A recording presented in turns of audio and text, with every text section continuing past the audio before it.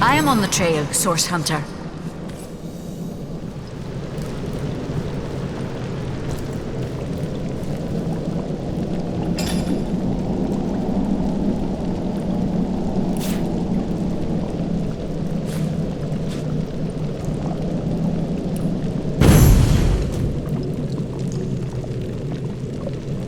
Treasure!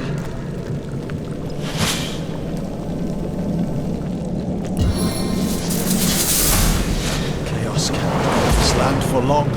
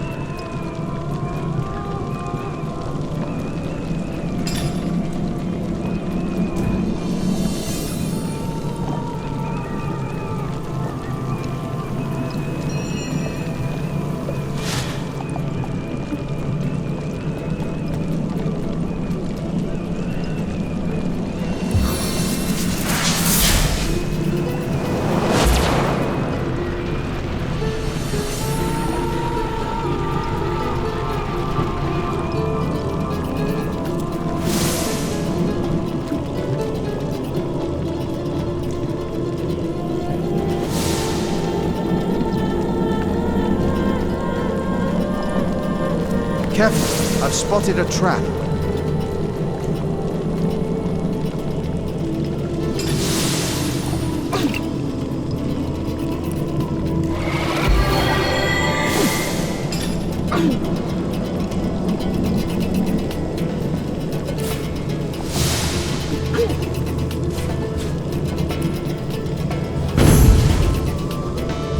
Treasure!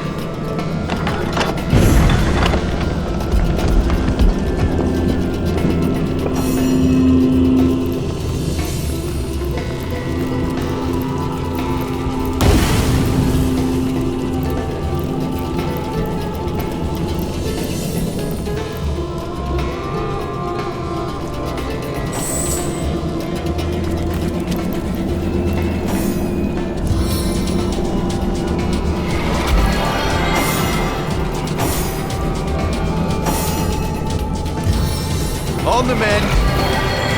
Sweet relief. Into the fray once more.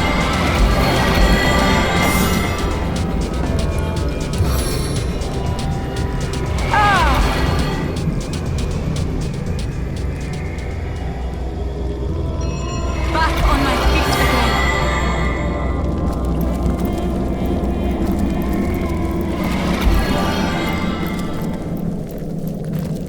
Look out, I see a trap nearby.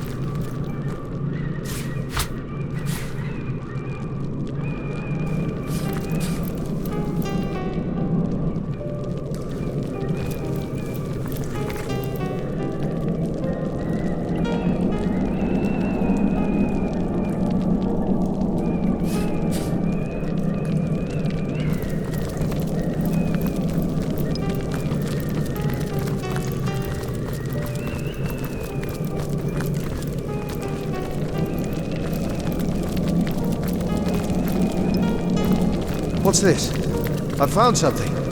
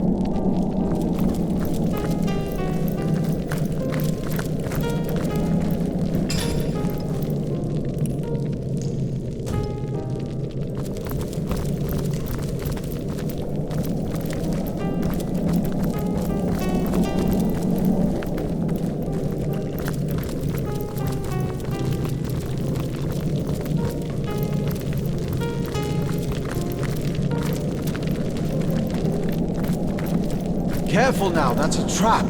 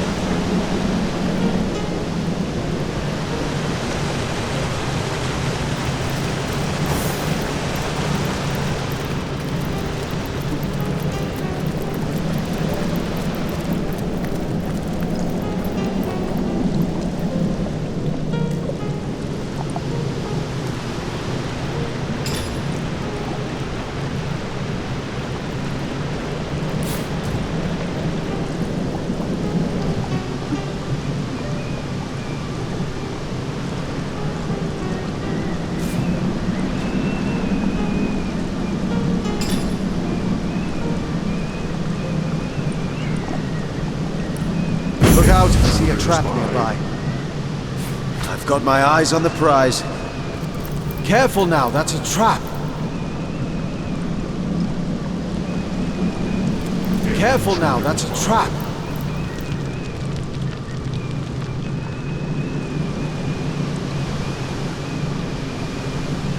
Careful now, that's a trap.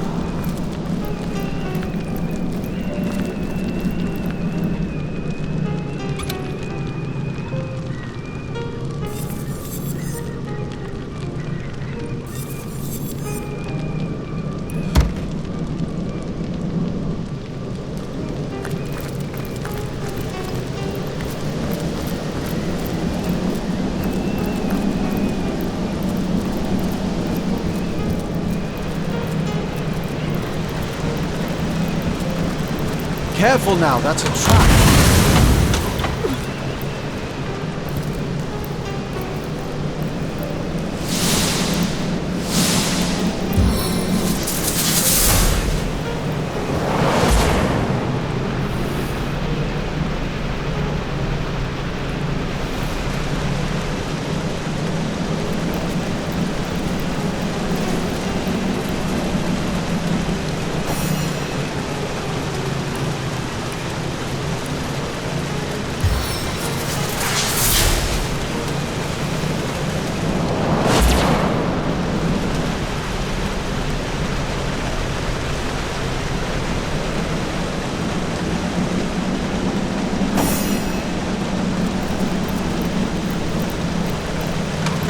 Careful now, that's a trap.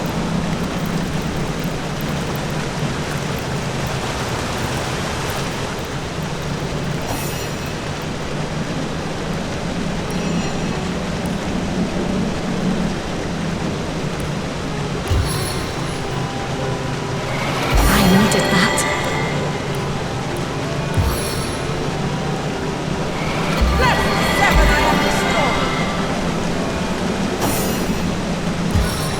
I needed that!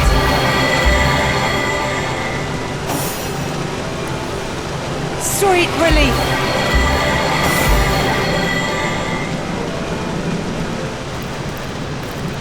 A stitch in time, eh, friend? Careful, I've spotted a trap.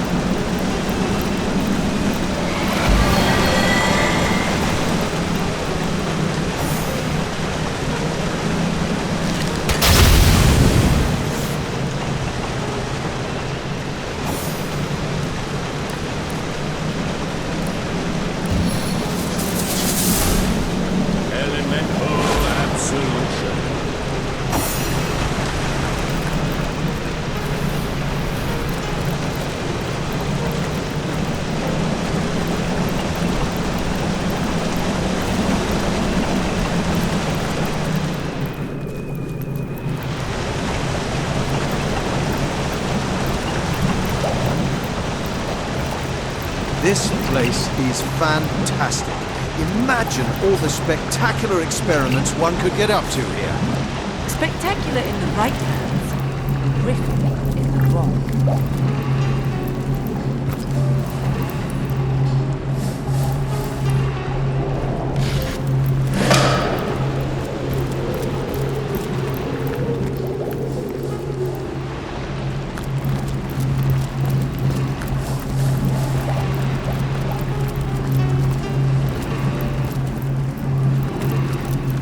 Seven grant abundance.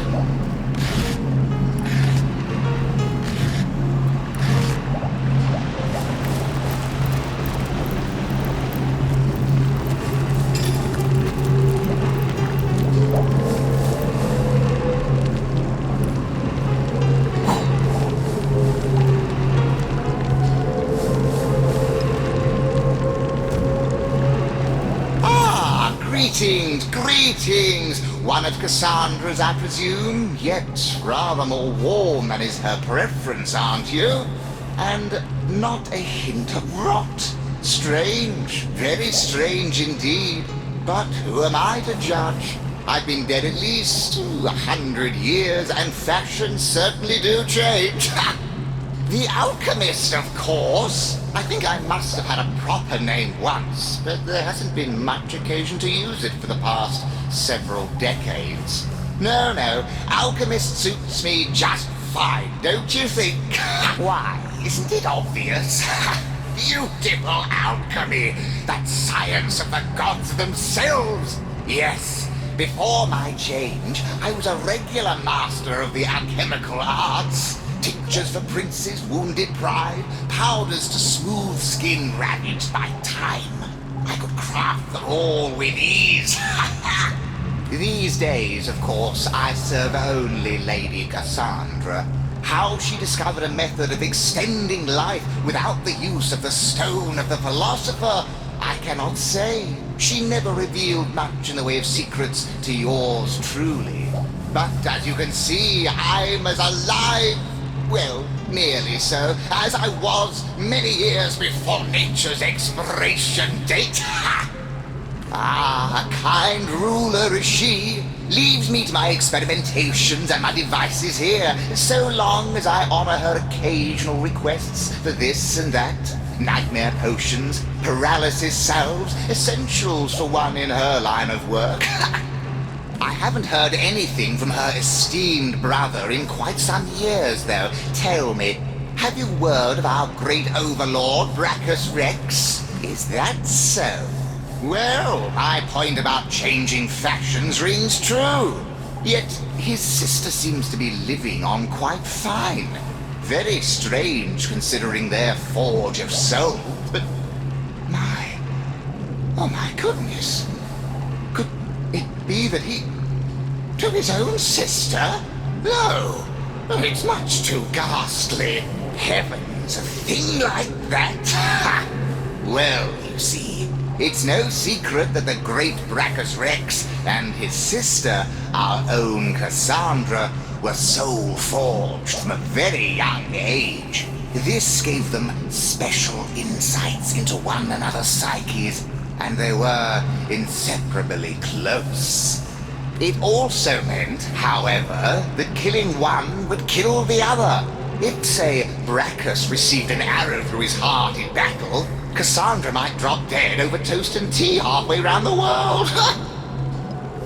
It is impossible to break a forge of souls completely, but it is rumored that certain steps could be taken.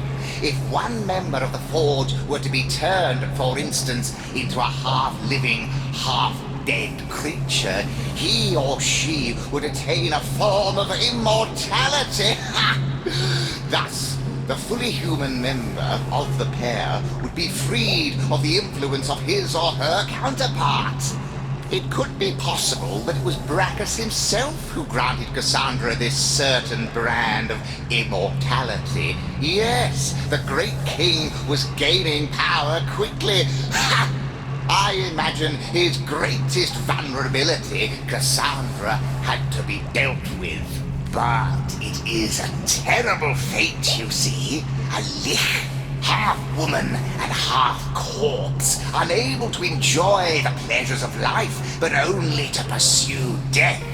To think that one could exact such a fate upon one's own flesh and blood, unfathomable. Perhaps you can. Of course you may, but if you're having trouble with the whole affair, I'd suggest that perhaps it's your perception you ought to work on first.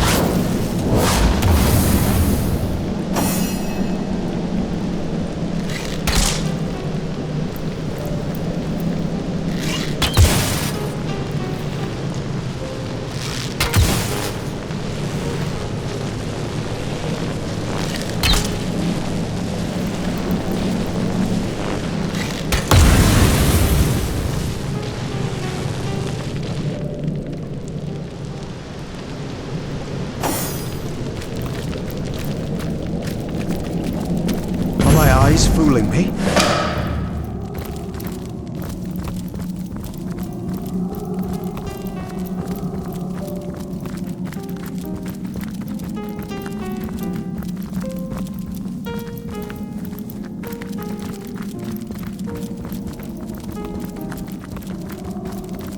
I've spotted something.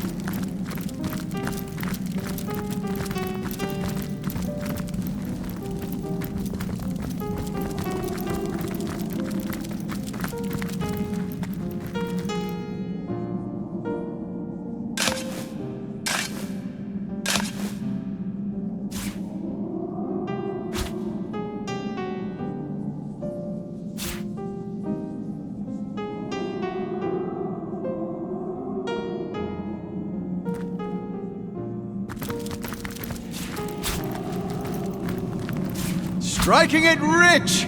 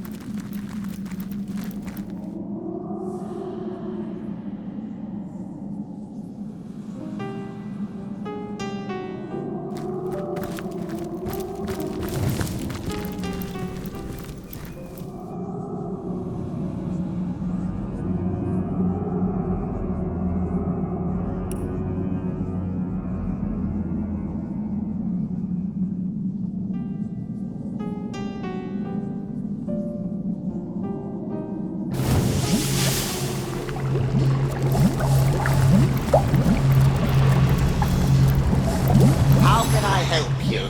Got a notion for a brand new potion? Ha!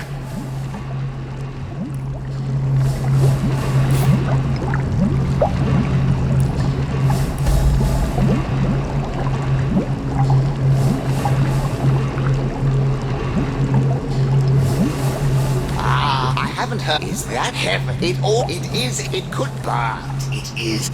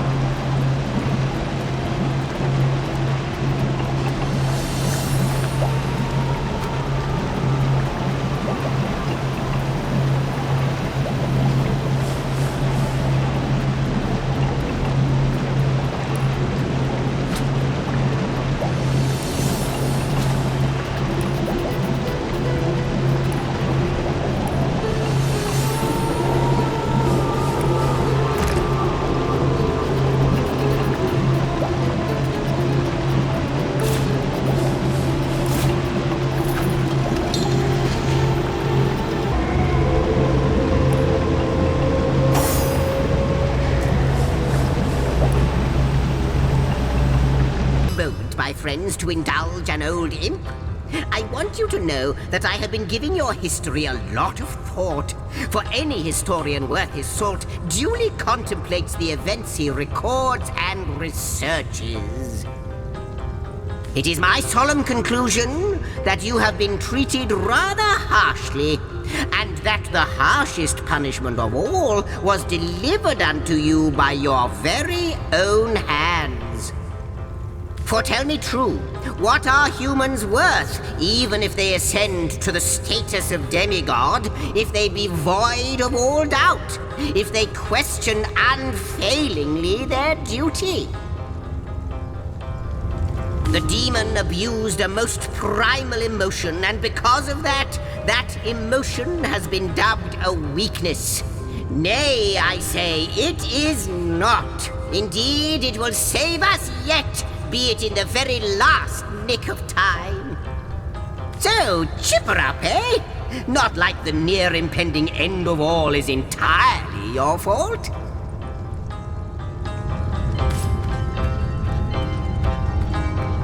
At least Zigzag seems to think we Guardians aren't utter failures.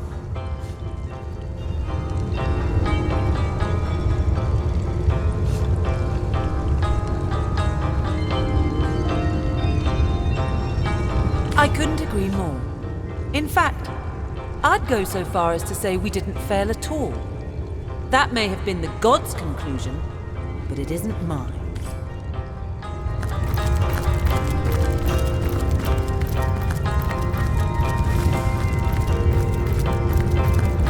I wonder who awaits you in the next... A chapel, and a truly beautiful one at that.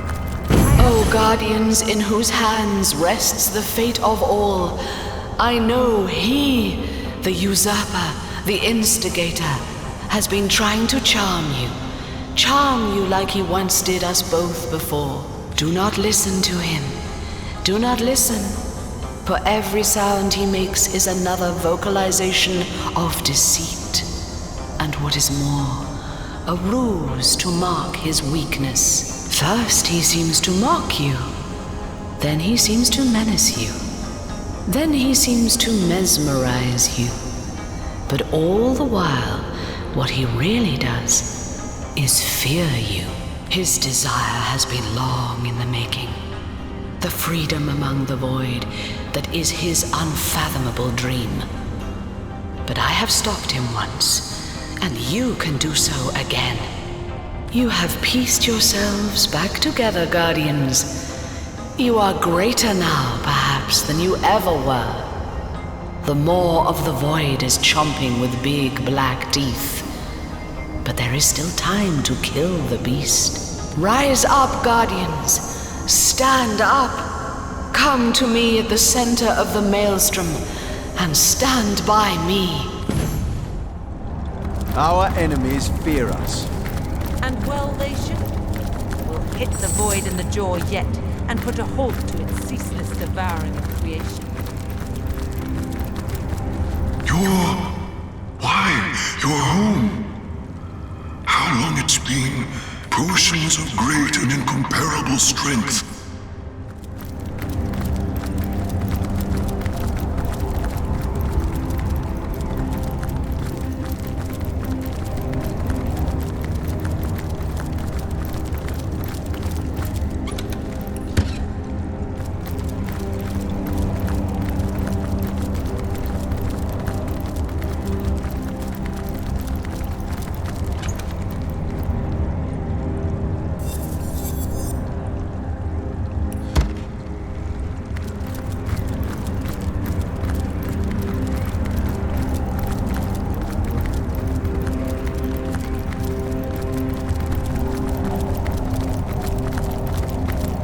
This tomb... By the sins of the seven, can it be? You, Guardian, and General before that, has time erased all memory of me? It is I, Alessa, the General who stood by your side when the Void Dragon first plagued our world so very long ago. 3 of us faced our foe that day. Only 2 lived to tell the tale. You stared the Void straight in the eye and saw oblivion reflected back at you. You broke, panicked, and it took me the very depths of my magic to rally you once more. Rally you I did, but I was spent, and the dragon did not hesitate. Thus I perished in the jaws of the void.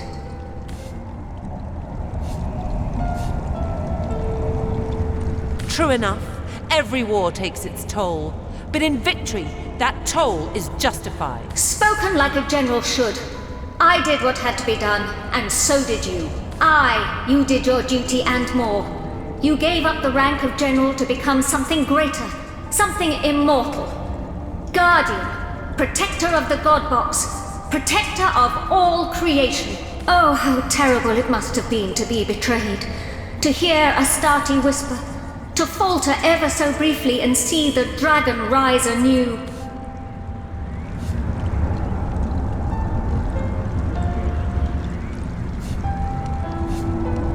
It was a moment of weakness that we are paying for still.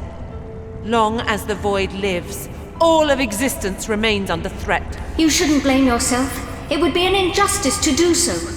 You undertook a task, after all, that the Seven themselves should have presumed. And where are they now, these allegedly all-powerful gods? Cowering in a distant universe, no doubt. But you are here, ready to face your fear yet again. Destined, I am sure, to succeed at long last. To succeed and save time and space forever. Your moment is nigh. The moment of final failure or final triumph. I know what shall be. Your time has come. The void is destruction. You are creation. The greater force that will best a lesser foe. Far past. Another in a long line of the void's wretched victims. Come what may, we'll avenge them all.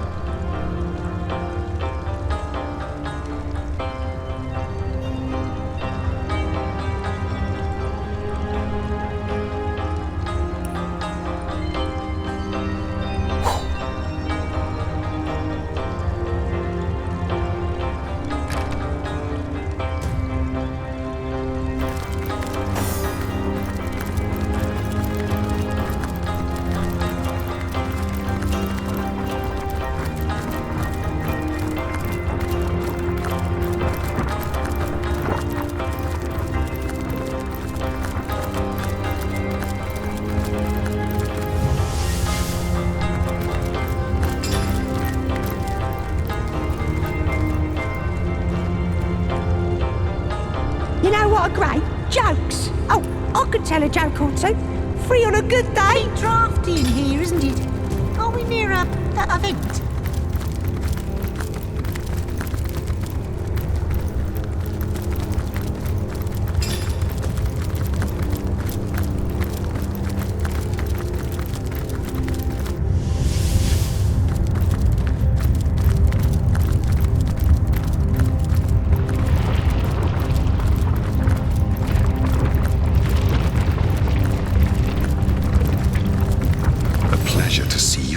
Yourself redone. Quite the undertaking, isn't it? Wrench, you're quite sure the sweetest...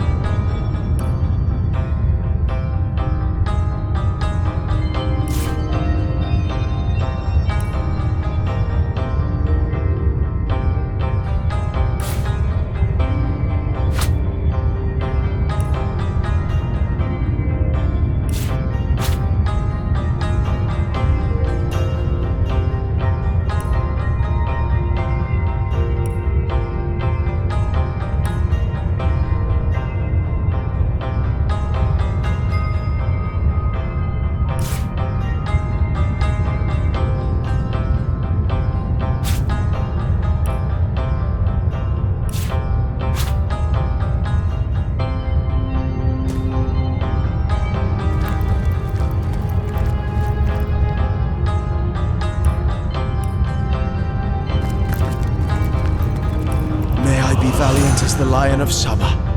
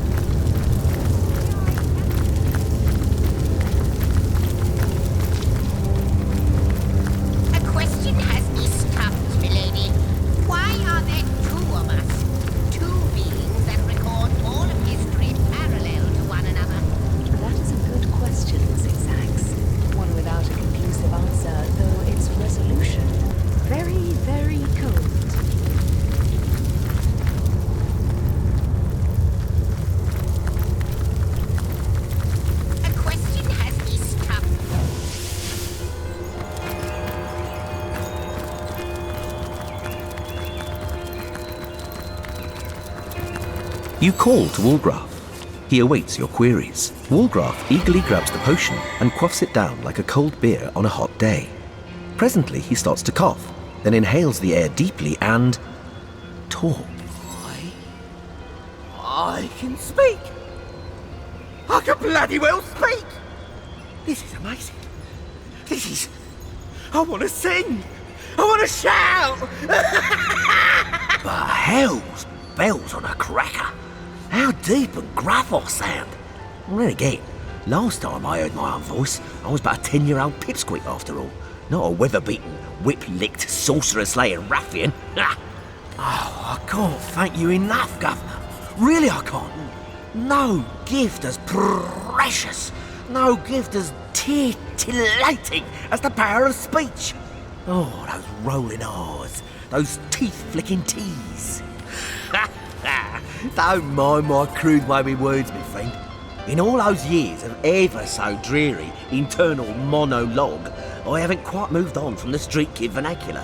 A girl's a peach, a boy's a tosser, and a so-called great big authority figure, whether a John or a Jill, is a governor. But that's neither here nor there, is it? I've got me voice back.